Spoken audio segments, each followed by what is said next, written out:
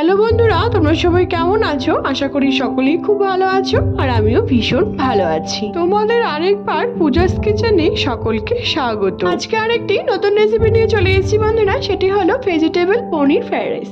আমরা ফ্রাইড রাইসের রেসিপি বন্ধুরা তোমাদের সাথে এরকম আমি অনেকবার শেয়ার করেছি, কিন্তু এই রেসিপিটি কিন্তু বন্ধুরা একদমই ভিন্ন রকম ভাবে আর দারুণ টেস্টির সাথে তোমাদের সাথে রেসিপিটি আজকে আমি শেয়ার করব। এই শীতের দিনে বাজারে কিন্তু বিভিন্ন রকমের সবজি উঠেই থাকে, তাহলে এই রেসিপিটি একবার বাড়িতে ট্রাই করা যায়।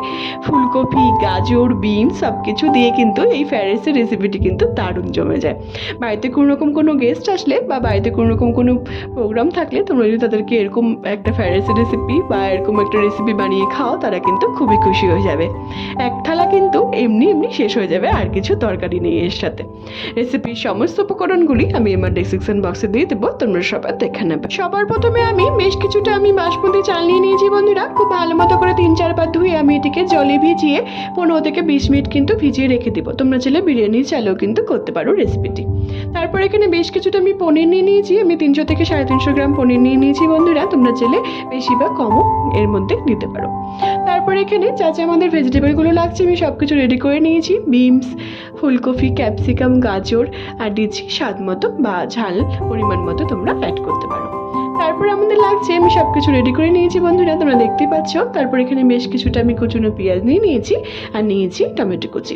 এটি মশলা তৈরি করে নিয়েছি বন্ধুরা। তার জন্য আমাদের লাগছে বেশ কিছুটা আদা আর 4-5টার মতো আমি কাঁচা লঙ্কা দিয়ে দিয়েছি। ঝালটা তোমরা তোমাদের ইচ্ছে মতো অ্যাড করতে পারো।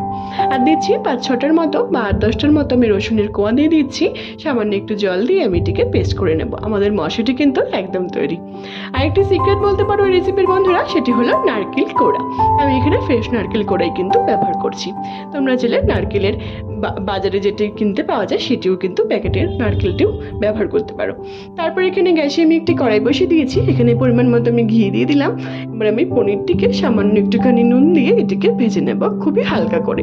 তারপর তোমরা নেক্সট স্টেপ দেখো। তোমরা চাইলে পরে বন্ধুরা এরকম পনিরটিকে না ভেজেও কিন্তু ব্যবহার করতে পারো, কিন্তু এরকম যদি ঘিয়ে ভেজে পনিরটিকে ব্যবহার করা হয় তাহলে তার স্বাদ কিন্তু দ্বিগুণ বেড়ে যায়। এই নারকেল করার জন্য কিন্তু এই ফ্রাইড রাইসের স্বাদ কিন্তু দ্বিগুণ বেড়ে যায়। এটি একটি টিপস বলতে পারো এই রেসিপি।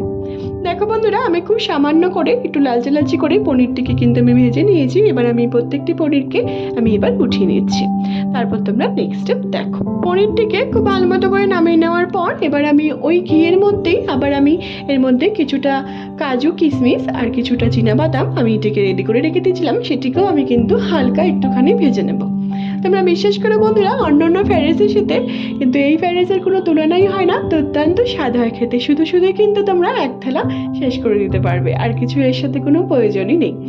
দেখো সবগুলোকে আমি ভেজে আমি তুলে নিয়েছি। আবার কিছুটা আমি ঘি অ্যাড করে দিচ্ছি কড়াইতে। তারপর যে আমাদের ভেজিটেবলগুলো আমি কেটে রেখেছিলাম বন্ধুরা, সেগুলিকে আমি এক এক করে এর মধ্যে অ্যাড করব। সবার প্রথমে দিচ্ছি বেশ কিছুটা আমি গাজর কেটে রেখে দিয়েছিলাম কিউব আকারে। তোমরা দেখতেই পাচ্ছ, তোমরা তোমাদের ইচ্ছে মতো আকারে কিন্তু কেটে নিতে পারো। সেটিকে একটু নাড়াচাড়া করে তারপর দিয়ে দিলাম বেশ কিছুটা বিনস আর কিছুটা ফুলকপি। যেহেতু আমাদের শীতের দিনের ফ্রাইড রাইস, ফুলকপি না দিলে কি হয়। তারপর সামান্য একটুখানি লবণ দিয়ে আমি এটিকে নুন দিয়ে খুব সামান্য একটুখানি দিয়েছি আমি, কারণ পরেও আমি নুনটি কিন্তু অ্যাড করব। তারপর নাড়াচাড়া করে আমি এটিকে ভেজে নিচ্ছি 2 থেকে 3 সেকেন্ডের জন্য। খুব ভালো করে নাড়াচাড়া করে নেওয়ার পর আমি এবারে কিছুটা ক্যাপসিকামও কেটে রেখে দিয়েছিলাম বন্ধুরা, সেটিকে আমরা অ্যাড করে দিলাম। অ্যাড করে দিয়ে খুব ভালো মতো করে নাড়াচাড়া করে এটিকেও আমি 2 থেকে 3 মিনিট আমি এটিকে রান্না করে নিচ্ছি, ভেজে নিচ্ছি। খুবই কিন্তু আমরা সামান্য ভাজবো ভেজিটেবলগুলোকে, খুব একটা কিন্তু ভেজে নেব না বা কড়া করেও কিন্তু ভাজবো না। খুবই হালকা করে সামান্য একটুখানি আমি ভেজে নিচ্ছি। দেখো আমাদের প্রত্যেকটি ভেজিটেবল কিন্তু হালকা করে ভাজা হয়ে গেছে। এবার আমি তুলে নিচ্ছি।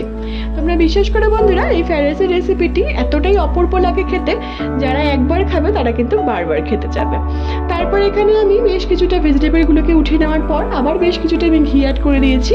তারপর এখানে সব রকম গোটা গরম মশলা আর দিচ্ছি 4-5টার মতো তেজপাতা ফোড়ন দিয়ে খুব ভালো মতো করে নাড়াচাড়া করে যখন তুমি খুব সুন্দর একটি মিষ্টি একটি স্মেল বেরোচ্ছে বন্ধুরা, তারপর আমি যে পেঁয়াজটিকে কুচি কুচি করে কেটে রেখেছিলাম সেটিকে আমি অ্যাড করে দেবো।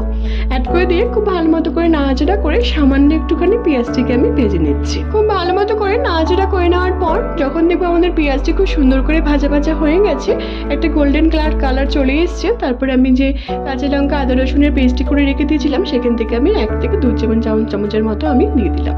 দিয়ে খুব ভালো মতো করে নাড়াচাড়া করে আমরা যে খুব ভালো মতো করে যখন কাঁচার গন্ধটি চলে যাবে, তারপর যে আমরা চালটিকে ধুয়ে রেখে দিয়েছিলাম ফ্রাইড রাইস করবো বলে ভিজিয়ে রেখে দিয়েছিলাম 10 থেকে 15 মিনিটের জন্য, সেটিকে আমরা অ্যাড করে দিলাম। অ্যাড করে দিয়ে খুব ভালো মতো করে নাড়াচাড়া করে আমি এর মধ্যে পরিমাণ মতো জল অ্যাড করে দিচ্ছি। জলটি কিন্তু বন্ধুরা খুবই ভাইটাল এই ফ্রাইড রাইসের জন্য, কারণ যেহেতু আমাদের ভাতটি কিন্তু আগের থেকে করা নেই, আমরা পরে করব। এখানে আমি 2 বাটির মতো চাল নিয়েছি, তাহলে আমি 4 বাটি জল অ্যাড করে দিলাম। তারপর এখানে পরিমাণ মতো জল দিয়ে খুব ভালো মতো করে নাড়াচাড়া করে সামান্য একটুখানি নুন দিয়ে আমি এটাকে ঢেকে 5 থেকে 7 মিনিট করে এটাকে আমি চালটিকে সিদ্ধ করে নেব। তারপর তোমরা নেক্সট স্টেপ দেখ। আমি এটাকে ঢেকে 5 থেকে 7 মিনিট করে এরকম করে ঢেকে আবার একটু নাড়াচাড়া করে যতক্ষণ আমাদের জলটি না শুকিয়ে আসছে বন্ধুরা, ততক্ষণ কিন্তু আমরা এটিকে রান্না করে নেব, বা আমাদের চালটি যতক্ষণ না সিদ্ধ হয়ে আসছে ততক্ষণ আমি এটিকে রান্না করে নেব।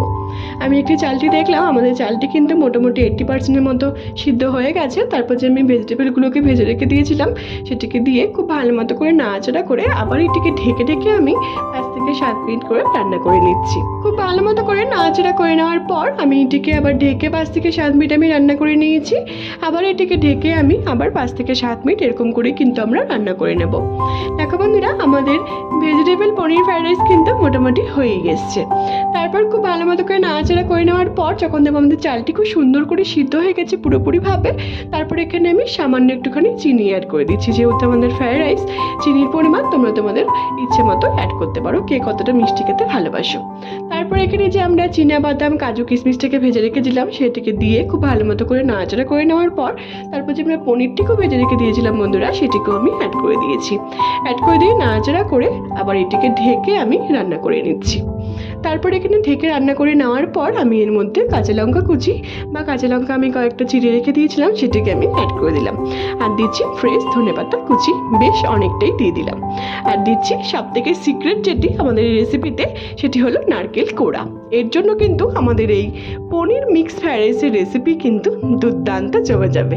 ভেজিটেবল পনির ফ্রাইড রাইসের স্বাদ কিন্তু বন্ধুরা দ্বিগুণ বেড়ে যায় এই নারকেল কোড়ার জন্য। দেখো কতটা লোভনীয় লাগছে দেখতে। তারপর এটিকে সবগুলোকে দিয়ে আমি এটিকে 5 থেকে 7 মিনিট এটিকে আমি ঢেকে রেখে দিয়েছিলাম। তারপর এটিকে উঠিয়ে আমি নাড়াচাড়া করে এটিকে এবার আমরা সার্ভ করব। খুব ভালো মতো করে নাড়াচাড়া করে নেওয়ার পর তোমরা দেখতেই পাচ্ছ বন্ধুরা, এর মধ্যে আমি শাহি গরম মশলার গুঁড়ো আমি অ্যাড করে দিলাম। এখানে আমি 1 থেকে 1.5 চামচের মতো আমি অ্যাড করেছি। এটিকে দিয়ে খুব ভালো মতো করে নাড়াচাড়া করে নিচ্ছি। আর দিব গাওয়া ঘি, আবার 1.5 থেকে 2 চামচের মতো আমি গাওয়া ঘিয়ের মধ্যে অ্যাড করে দিলাম। আমি এই রেসিপিটি কিন্তু বন্ধুরা সম্পূর্ণ ঘিতেই করেছি। তোমরা চাইলে কিন্তু সাদা তেল মিক্সড করেও করতে পারো, কিন্তু শুধু যদি ঘিতে করো তাহলে কিন্তু এর স্বাদ কিন্তু অপূর্ব হয়। শুধুই কিন্তু 1 থালা ভাত বা 1 থালা ফ্রাইড রাইস কিন্তু আমরা শুধুই খেতে পারবো না, কোনো গ্রেভি লাগবে না অন্য কিছু কোনো রেসিপি লাগবে। দেখো আমাদের ভেজিটেবল পনির ফ্রাইড রাইস কিন্তু একদম তৈরি, দুর্দান্ত স্বাদে। তোমরা অবশ্যই বাড়িতে একবার ট্রাই করে আমাকে জানিয়ে বন্ধুরা, দেখো কতটা সুন্দর হয়েছে, কতটা ঝরঝরা হয়েছে। তোমরা কিন্তু অবশ্যই আমাকে জানিও। তোমাদের যদি ভালো লেগে থাকে আমার এই রেসিপিটি, তাহলে অনেক বেশি শেয়ার করো। তোমাদের সকলকে অনুরোধ রইল। আর অবশ্যই আমাকে কমেন্টের মাধ্যমে জানিয়ে বন্ধুরা তোমাদের এই ভেজিটেবল পনির মিক্স ফ্রাইড রাইস বা ভেজিটেবল ফ্রাইড রাইস কেমন লাগলো। তোমাদের যদি এই মিক্স ফ্রাইড রাইস বা ভেজিটেবল পনির ফ্রাইড রাইসের রেসিপিটি ভালো লেগে থাকে বন্ধুরা, তাহলে অনেক বেশি শেয়ার করা তোমাদের সকলকে অনুরোধ রইল। আর তোমরা যদি আমার চ্যানেলে নতুন বন্ধু হয়ে থাকো বন্ধুরা, তাহলে অবশ্যই আমার চ্যানেলটিকে সাবস্ক্রাইব করতে কিন্তু একদমই ভুলো না, যাতে আমি যখনই কোনো নতুন রেসিপি ছাড়ি তোমরা সেই রেসিপিগুলো সবার প্রথমেই পেয়ে যাও। আর যে সকল বন্ধুরা অলরেডি আমার চ্যানেলটিকে সাবস্ক্রাইব করে ফেলেছে তাদের অসংখ্য ধন্যবাদ। আর অবশ্যই আমাকে কমেন্টের মাধ্যমে জানিও তোমাদের রেসিপিটি কেমন লাগলো।